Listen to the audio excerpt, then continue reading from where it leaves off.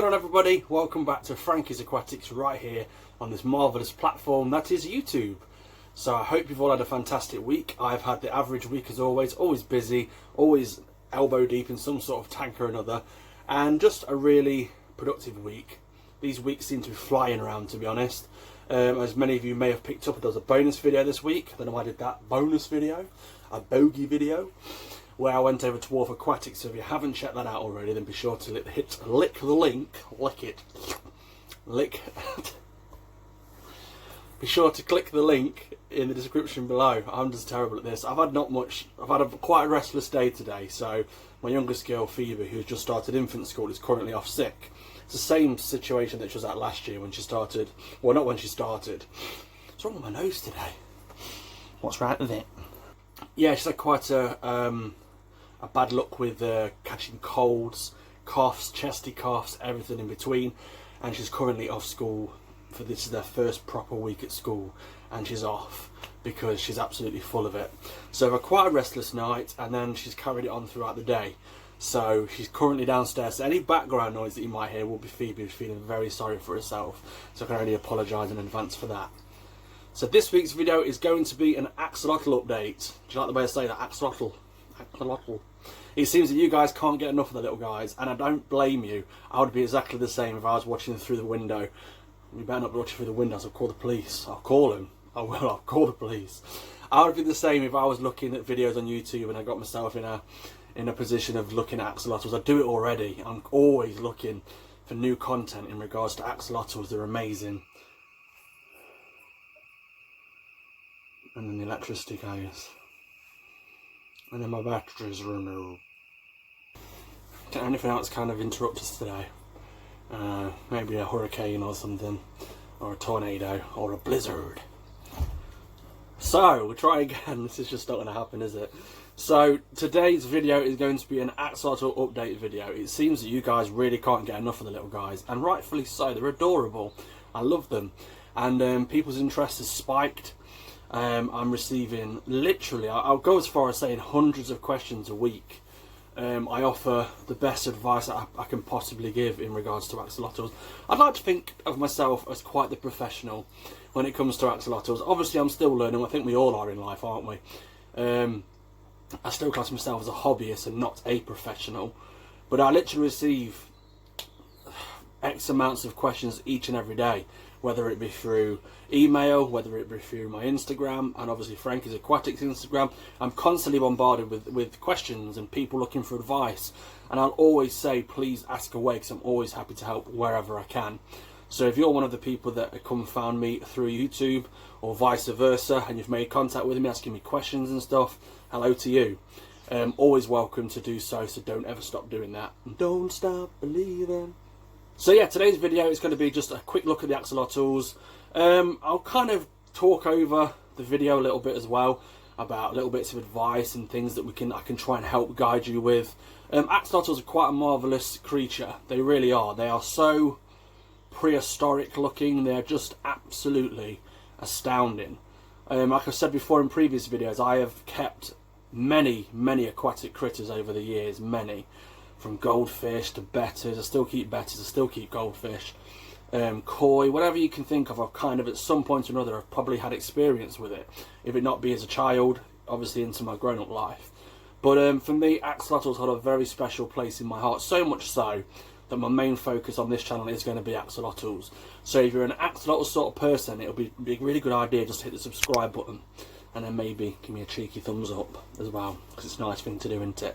So without further ado, let's take a look at the axolotls here at Frankie's Aquatics. Any questions or anything else that you might have, please be sure to leave your comments and questions directly below, and I will absolutely reply to each and every one of you. So away we go. I'm going to go this way today, and I actually am, so see you in a bit. So we'll start off as we normally do on these catch-up videos, and we'll look at the axolotl rack in all its entirety. A beautiful contraption made by Wilco's. So basically I section these off the best I can, and that is the floorboard, not me. It's always trying to make it look like I'm farting on video. But yeah, so basically this is the setup.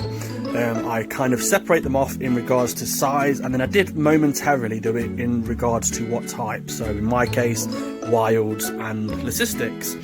Now, because they obviously all get to different sizes at very different rates, I've now gone for size rather than actual morphs or types. So we'll start at the very top. This is the mixed batch. These are the ones that are currently listed on eBay, and obviously if anyone makes contact looking to buy, then obviously I get them out of here too. So we go over here. There we go. There's the little guys. Looking splendid. Absolutely love them. All doing great. All got a marvellous appetite. These guys are currently being fed on earthworms as well as bloodworm, and the occasional treats of brine shrimp as well. I've learnt a little nifty trick on how to keep brine shrimp alive a little bit longer, which just means keeping them a little bit cooler and providing them with a little bit more air, and you kind of grow them out a little bit more, and that's when these guys step in and they tend to enjoy noshing them down. So that's the first one. The second drawer, these are the listed Lucies. These are the guys that are actually currently listed on eBay too. So if you do happen to find Frankie's Aquatics on eBay UK, these will be these guys that are for sale. Very pretty. Do you know what? I'm not. It took me a big step to actually let these guys go. In general, all my axolotls. I try my best not to get too attached before I sell, but it's kind of impossible. I mean, these guys have got like these little cute spots on their head. Maybe you can see them. I don't know how much the camera's going to pick up on that, but they're just beautiful, and obviously the longer they're in my possession, the more attached I get. So I'm definitely, or I could quite happily be the crazy axolotl man. I'm absolutely fine with that title. Honestly, just get me the t-shirt, I'll wear it proudly. But these guys are adorable, and they're creating quite the interest on eBay. The Lucies are obviously, or not obviously, but the Lucies do seem to be the more popular out of the wilds and the Lucies. But what tends to happen, I've had a few people actually come and collect, and people that watch my YouTube videos, which is great, and they come here with already a kind of understanding of who I am as a person and who I am as a breeder, and they have a better understanding on what they're going to be greeted with. And it's been great meeting people that watch my videos first and foremost and then come here. So I'm actually overwhelmed by that. But what tends to happen anyway, what I'm trying to say, is people come for a Lucy, so they go, yeah, I'll have that one please, and the point, that one, that beautiful thing there. And then I show them the wilds, and then they're like, wow, how beautiful are they? And then they're like, how much are they? And then they tend to be going with a couple rather than the one, which is something that I quite enjoy doing anyway, because obviously I keep mine in pairs. So, and a wild and a Lucy do look absolutely stunning together, and they do look very much like How to Train Your Dragon as well. Onto the next drawer. These guys are the slightly bigger ones. These were reserved, and unfortunately the fellow that reserved them cancelled on the last minute. So yeah, they were separated off ready for purchase, and then they were kind of ended up back in, well, not back in my possession, they never left my possession, but here they are. Look, a wild and a beautiful Lucy. This one is doing fantastic. This little guy, he'll happily try and nosh my finger, no doubt. Nope, okay, maybe not. Really cute. I hand feed anyway, and I encourage my customers to do the same. A lot of people like to use little pinchy tweezers.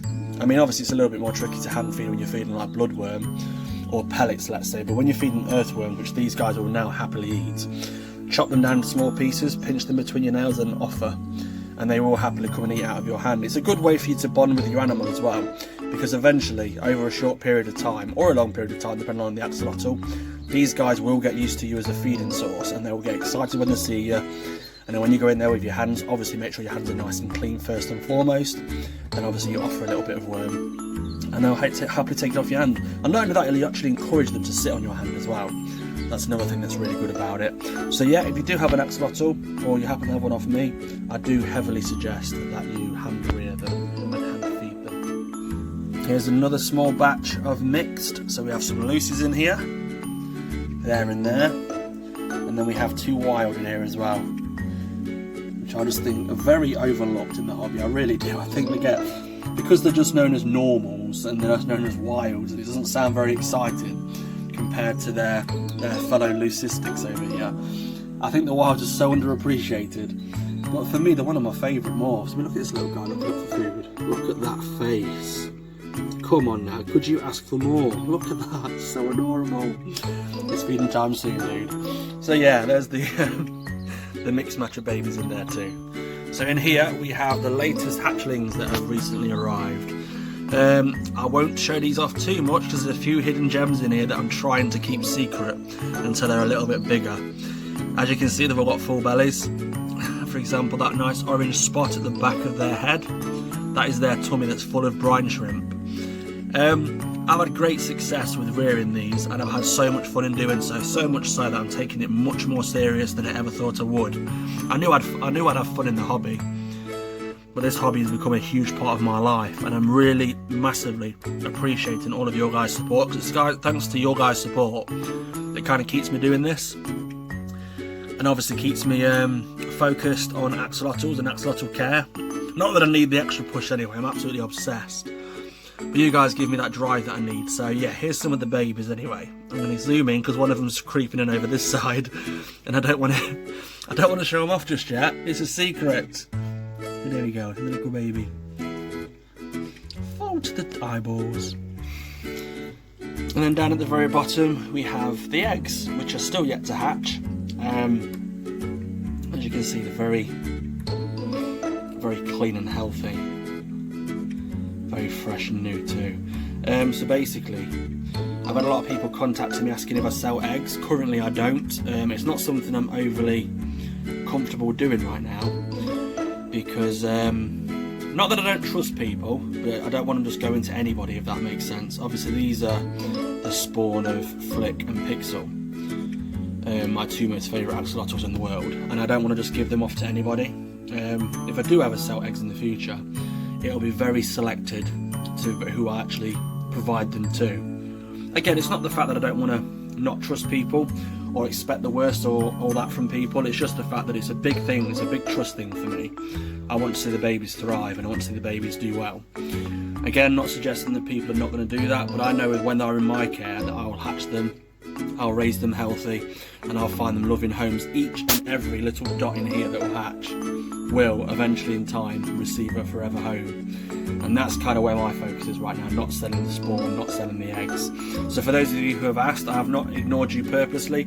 It's just that I get a hell of a lot of messages each day, and for the people that are asking about the eggs, I don't really know how to approach it to say no. So that's the reason I'm not selling the eggs at the moment, because I'm happy to rear them myself right now. So please don't take it so personal. It's not personal, it's just a personal choice, that's all. Now I'm not so sure how well you're going to see these guys today, because I recently found in my many supplies these leaves that are designed for reptile reptile vivariums, shall we say. And I recently washed them down, brand new they are, and I popped them in, and ever since I've done that they really like climbing on them. So if I come around this side here, one second. So if I come around the side, you'll see Buddy, who is there, looking cute as ever. A very welcome face in the morning. He usually comes and greets me over the far side of the tank, because that's where my bed is, at the back over there. And every morning he's usually one of the first guys that greets me. A lovely happy face, always greeted by a big smile in the morning. And he's quite beautiful, I must say, he's quite beautiful. I'm going to be a bit biased, of course, but I think he's a fine specimen of a wild. Although look at his gills, they're very purple. Very purple indeed. Is he a true wild? I don't know. And then over here, showing the big fat booty over the back, we have Flixel, who again, because they've not long been fed, they're not too interested in kind of get my attention. They've got a full belly, they're quite happy, they're quite content, and as far as he thinks, he's like, he can't see me. He don't know where I am. Little does he know I'm at the back with a camera. I can see you. I see you. And then we have Mummy and Daddy down here, so I don't know how well you can see these, but there is Flick in his favourite spot ever. He'd now decided that he likes the glass jar as a hide, again because I put leaves in there, so he enjoys hiding at the back here. I think it's more of like a bit of a man cave for him. He enjoys it, and I'm sorry again, but Pixel is being really boring, and she's currently hiding at the back over there.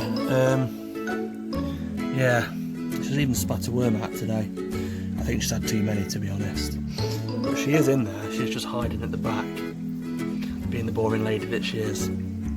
Sorry about that, but yeah, there you go. There's Flick anyway, he won't let us down.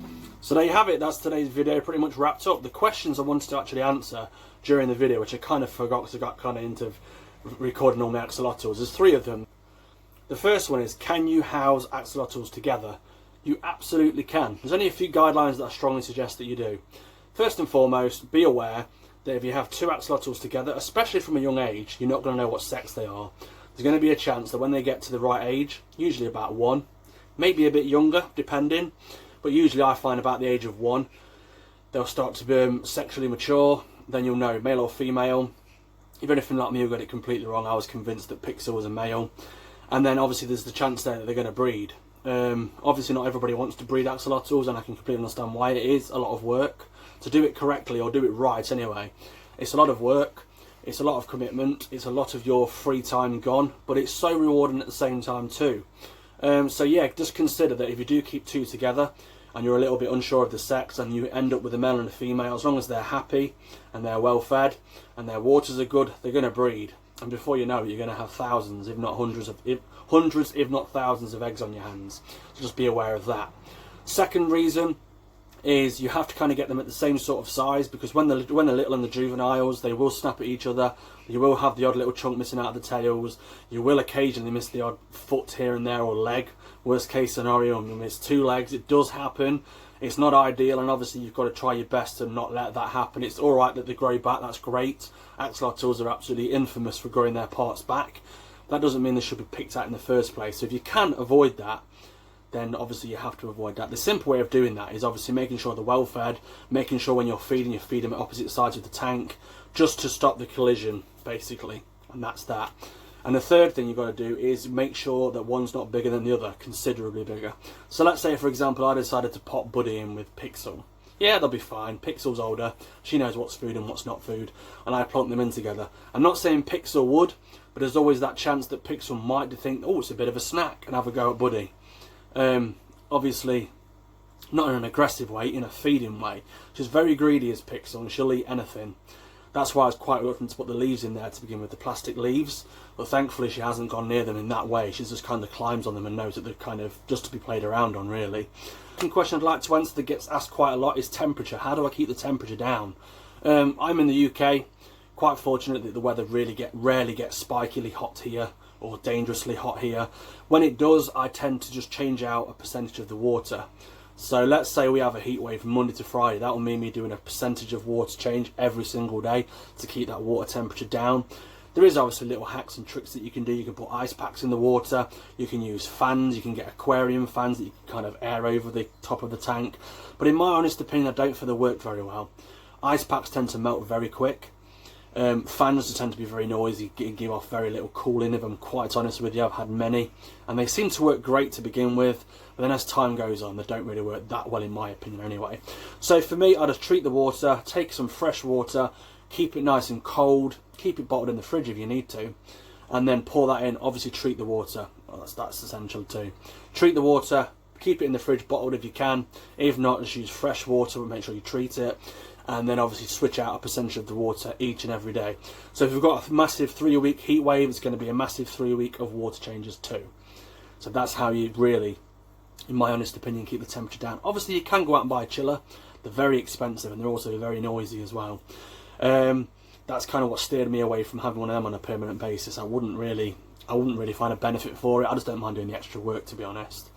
And then the last question, which everybody asks, is can you keep axolotls with other animals, other fish, other aquatics? Not in my honest opinion, no. I would never suggest that you do.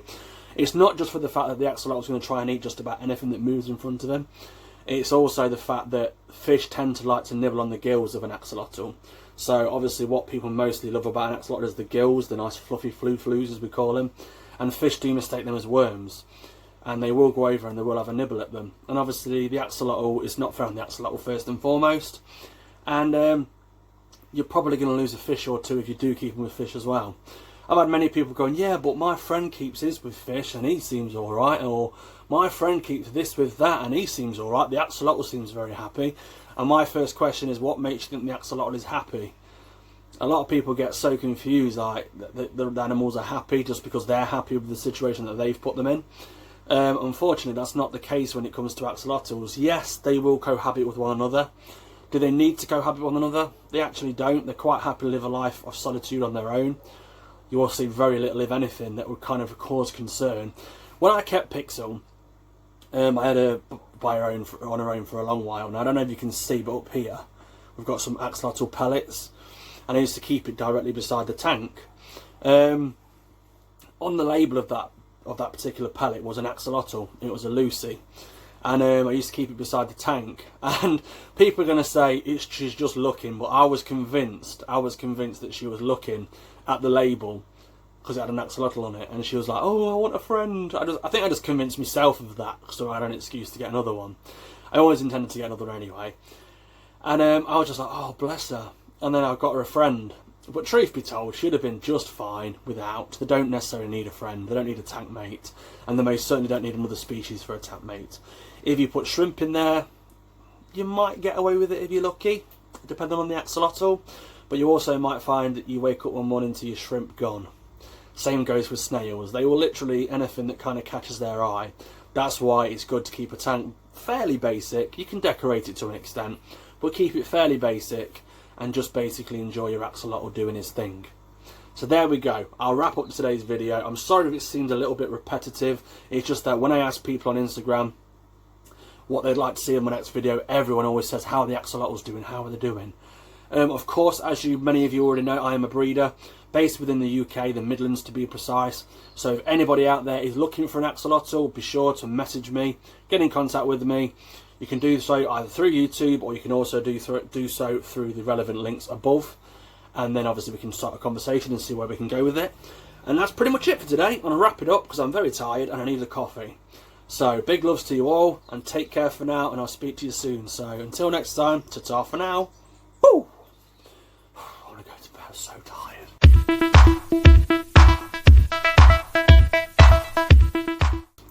I used to be an axolotl and do what axolotls do. Wish I was an axolotl. I eat like an axolotl. I just have better tasting food. I don't eat worms. Ugh, don't eat worms. Ugh.